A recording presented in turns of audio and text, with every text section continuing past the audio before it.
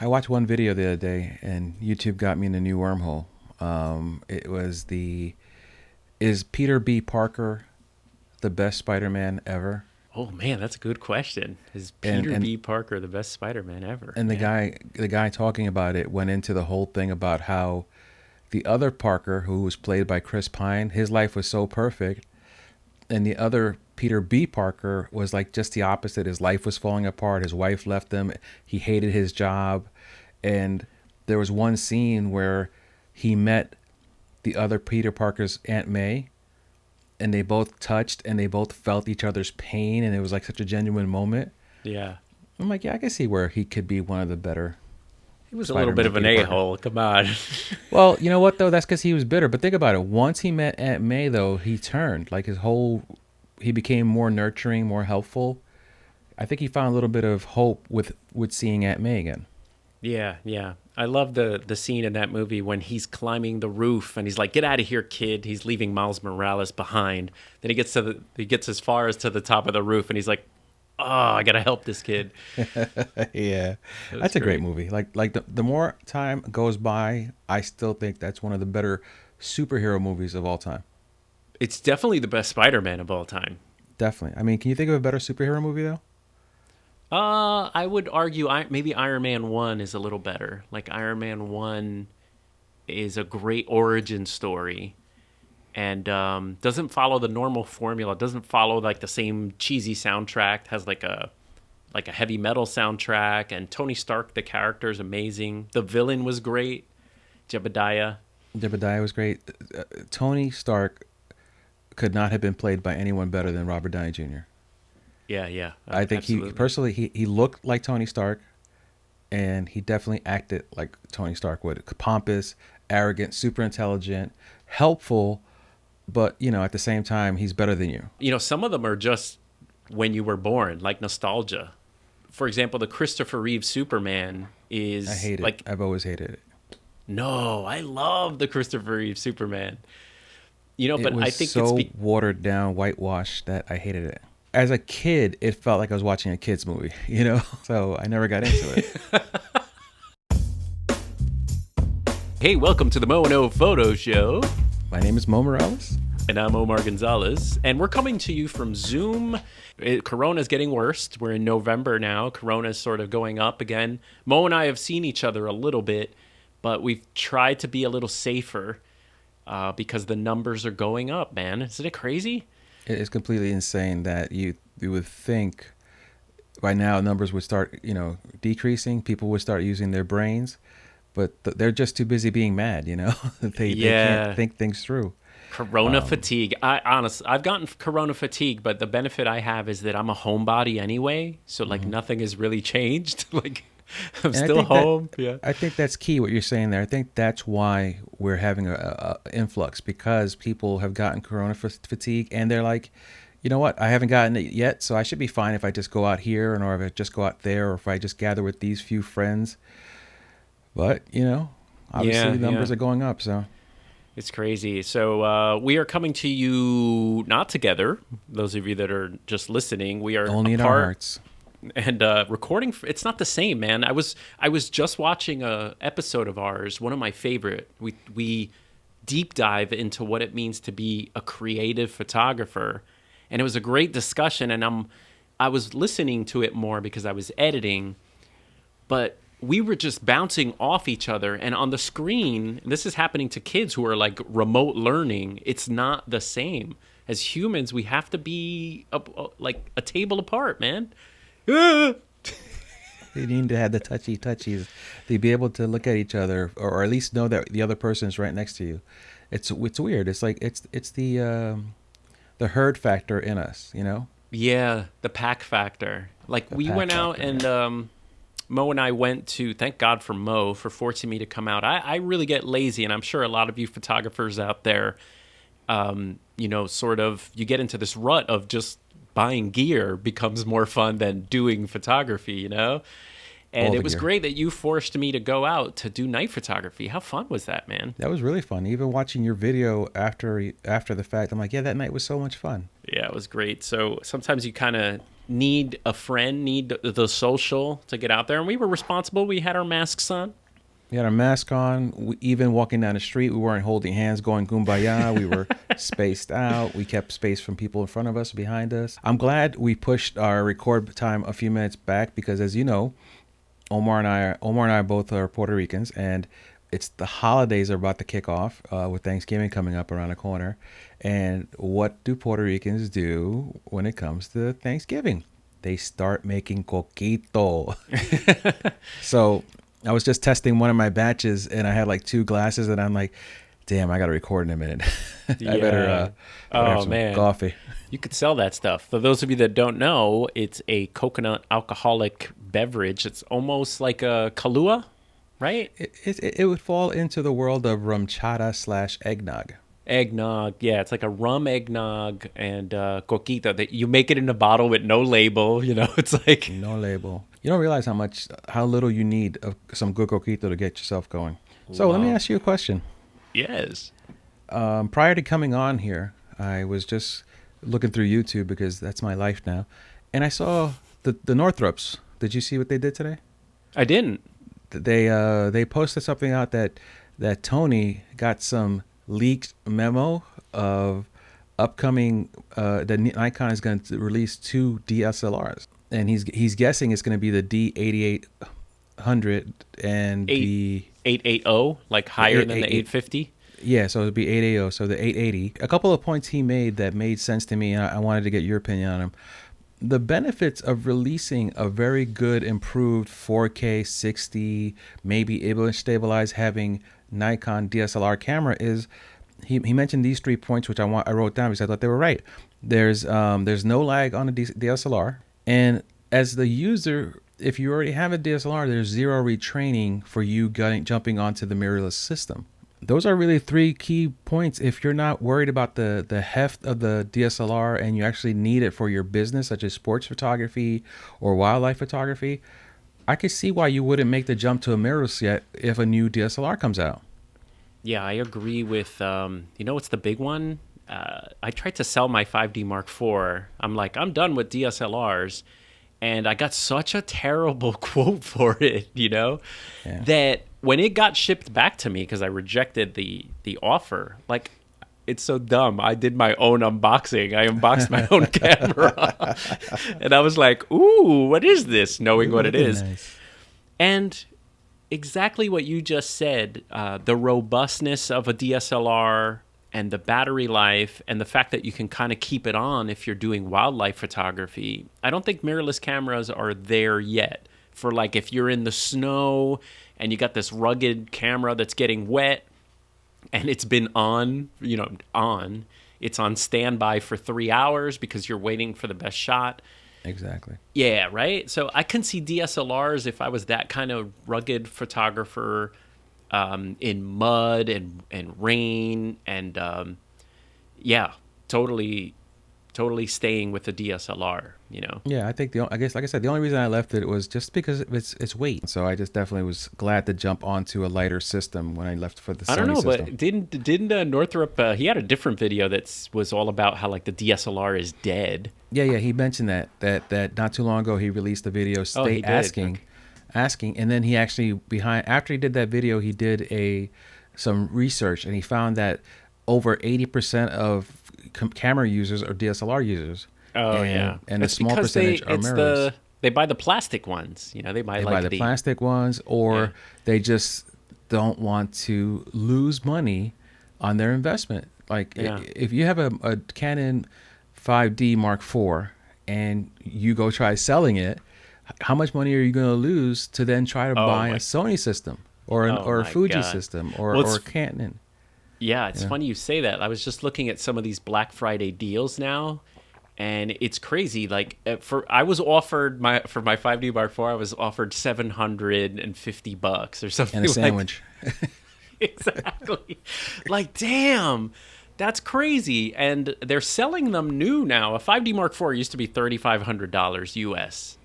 and they're selling them for $1,000 less. You got the same coupon from B&H that I got? Do you think a 5D Mark IV is worth $2,400, or is the DSLR market still viable? Like, can they sell them for that much? You could get a A7 III right here on Adorama.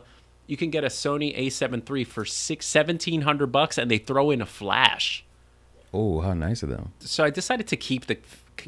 It's up. I don't know if you could see it. You see my Spiderman comic back there? Yes, it's kind of hard to see, but right up there is a relic. I just put the 5D Mark IV up there and kept it. And you know, you and I went out and I shot with it. I had a fun time with it. It's still a beautiful sensor, and I don't really see myself using it, but I almost don't want to get rid of it, you know? I mean, that's why what we were talking about. You said you're going to keep it, and then maybe in 20 years from now, you'll go back and have some nostalgia with it. I'm thinking remember DSLRs. the days? Yeah, people always go to the old stuff. I've seen some YouTube videos where people grab a 5D Mark II for its sensor because these cameras have a certain quality that you can't really get in some of the newer cameras. I tried the Canon R6, and that was missing that quality. That I don't know. Yeah, it had no. These mirrorless cameras are efficient, but they're lifeless. Yeah, I feel like I have Soulless. to massage Sony files so much. Like I have to add grain and curve, and you know, that's why I like Fujifilm files, because you could just slap on the film simulation over the RAW, and then just like few sliders to taste, and they really have like I saw that video you did the other day when you were editing the night videos, and you were slapping on. Are those presets that you created, or you downloaded them straight from Nikon, Fuji? No, great question. I'm glad you asked that, because someone asked me too in the comments and also on Instagram. I did a video on editing night photography, Fujifilm, and I kept going up to the color profiles, scrolling down and picking one of the film simulations. Now, in order to see that, you have to be, I think, on the subscription. You can't have like an old Lightroom. So someone who has like an old Lightroom 6 or Lightroom 5, they'll never see that. So you have to upgrade to the most recent. You might also have the subscription Lightroom, but you haven't updated it in a year or two. So that's 2, is you got to update your Lightroom. And then 3, just make sure it's a RAW file. I think some people think that you can change the JPEGs. You can't. The JPEGs have it cooked in there. So are you doing this now? No. Oh. Maybe. Like, he's distracted. Yeah, you can change the film simulation after. So I always recommend shooting JPEG and RAW. And then when you go back, you could try Classic Chrome, or you can try Acros or whatever.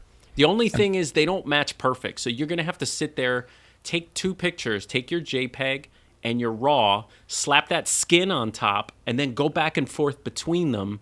You'll see that there's a difference. So I'll move some of the sliders, like highlights, and I try to match them as much as possible. And then I make a preset. I call it Fujifilm Provia Omar, whatever. That's a good idea. Yeah, Definitely want to try that. You know, it's funny. People, this is totally an aside, but you know, there's so much free stuff on YouTube. Like, you can learn how to unclog a toilet. You can learn how to, change a motorcycle tire. People are just so used to getting everything for free that I get like demands. Like, people will write to me and be like, make a video with the 23 versus the 35. Thank you. Do it. Do it. Do it now. Like, come on, man. Yeah, no, that's the problem. Like, we're public servants, even though we're not supposed to be. Everything is for free. No, because if we were public servants, we would talk nasty back to them, like, get in the back of the line and shut your mouth. DMV, baby. DMV, totally. Especially New Jersey's DMV. A little suggestion out there. A lot of you are super awesome, and you thank. Like, I try as best as I can to write back to people who actually thank you, who say this was great. Like, there's a little bit of gratitude, as opposed to there's this, we expect it. Make this video for me. You should make this video. You should. Oh, shut up. How about, hey, Omar, I'm looking to get into one of these 2. Could you please make a video? No. Yeah. No soup for you. Honestly, a little advice here. I'm at a loss when people ask me, should I get this or that? it's really crazy. Like you could argue anything as a lawyer. So people are like, should I get the Fuji or the Sony? Should I get the XT30 or the XT3? You know, I don't know what to say anymore. Yeah, I mean, my channel is so small, right? It's like this big, my channel. And someone asked me my opinion on something, I'm like, really? But then I was like, no, listen, I can't help you. You have to go out there and touch them, feel them, and make your own decision. Yeah, right. You actually have to know your needs and stuff. But would it be an a-hole thing to do, like just to answer really quickly? Like if someone has a long paragraph and then I just at the bottom say XT30, thank you. It's like that is a universal question you get as a photographer, whether it's on YouTube, Instagram, at your barbecue. You know, the minute you show up, Yeah, you're right. Everyone asks people what are going camera. to You're ask right. you. You know, so it's one of two things. It's someone who legitimately wants to venture out and try something new, or what I always tell you, someone who's already made up the decision and needs you to, Yeah, you know, confirm. gratify their answer by saying the same thing they're saying. So let me ask you this psychology question, because this happens all the time too. Is if I post a picture up and I don't put what camera it is on Instagram. Why wouldn't you put what camera it is? Why would you start that kind of trouble? You want to see the world burn. And again, with the entitlement, because there's so many Instagrammers, Instagrammers will give you a picture and then you swipe and you get the lighting, you get the sandwich they ate, you get This is my mom Tuhula. She made my makeup for my marches. this is what street I'm on, this is how I edited it, this is the dodge and burn. Like, God bless those photographers. And you know, I think a lot of them share because they give because then they also have presets or things they bring you in because they can make a living off that. But sometimes I just want to post a picture. I don't want to go and put all the settings or anything like that. But the comments, people don't care what the picture is. They don't care. Yeah. They just want to know how it was taken. That's big YouTuber problems. I don't have those problems in my little world. You know, I have like under 1,000 followers on my Instagram. I have like barely 170 subscribers on my YouTube channel. So these are problems that my world I'm not involved in yet. So I'm thankful. I actually, every time someone comments on my videos, I'm at that point where I can actually sit and have a conversation with these people. Like, you know what? Nice. I agree with you. This is very nice. Yeah, I was like that too. But at some point you can't keep up anymore because you would be, I try to, when a video goes up, comment, but it just becomes overwhelming, especially if the video is like a lens video. Forget it. So speaking of which, I figured, you know what? Since you love answering questions, I said let's play the Grill Omar session of our video. So it's a new section that I just created right now. Omar doesn't even know about it. Mo is producing this show, by the way. Okay. And I decided, you know what? I got together 10 different questions. I'm not going to ask you all 10 of them. All right. But I'm going to ask you a few of these questions, which I found on a photography website. So these are not my questions, except the first one. Just so we can understand, because again, these are questions that people are probably asking you, and this is a good format to get those addressed. I love it. Let's do it. So the first question I ask you is a two-parter. When you first started becoming a photographer and you started going to do events, whether it was portrait shoots or first events, what at that time was the most important tool you had in your disposal? What? You broke up. What was the most important tool in your disposal? The most important tool I had was me. Oh. But did you know that back then? That's what I'm saying. Yeah, I knew that the only way I would have done a party or shot for money was knowing that I could relate to people. So I know it's like I'll give you two. I'll give you that one and then a real piece of gear. But I knew that I could relate to anyone in 4 seconds, no matter what the age, and I still can. No matter what the age is, I knew the best tool was me. And if you're thinking, I think, of getting started out there, people, if you're doing events, you can't be shy. You have to understand that people are nervous on the other side of the camera.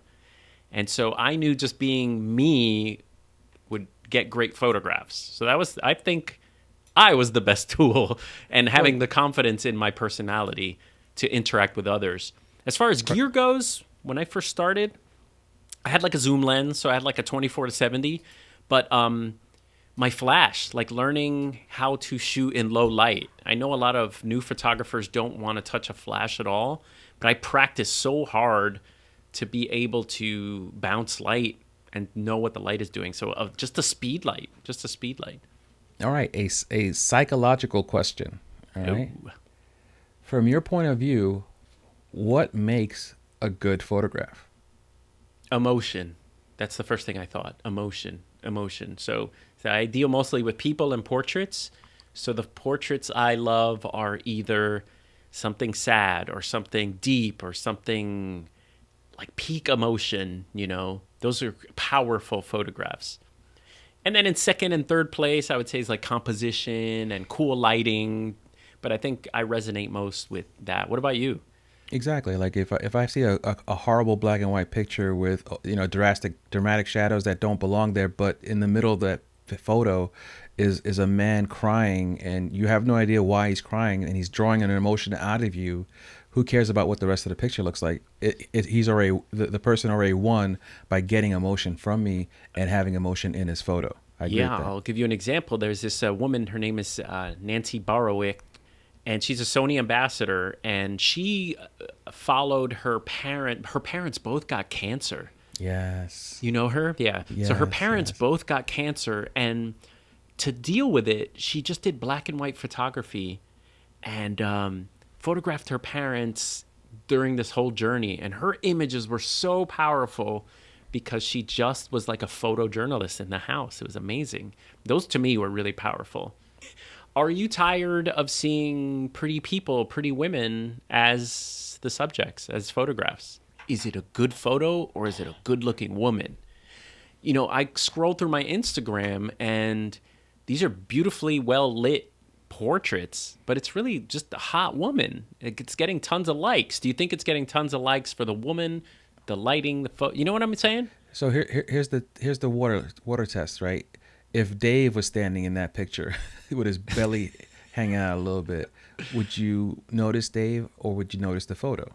Yeah. In this scenario, obviously you're looking at a 10 woman who's a 10. You're not looking at the photo. You notice that it's well lit. You notice that there's some nice blur background, but your first thing you notice and you keep your eyes on is a man, if that's what you prefer, or the woman, if that's what you prefer. Do you know who said this awesomely? It was WizWow. WizWow? Don Giannotti. Yeah, Don Giannotti said, look, he was an older gentleman, and he's like, he was tired of shooting models. You could shoot pretty people forever, and he was more interested in the intricacies of shooting items and watches and alcohol bottles, you know? Like, that excited him more. And I kind of agree. I think as an older man now, when I was younger, that's all the pictures I wanted to see. But as I'm older now, I want more out of a photograph. Like we would just said, something that's powerful. And if it's a portrait of a woman, then maybe it's not sexy. It's more like pensive or soft, or you know what I'm saying?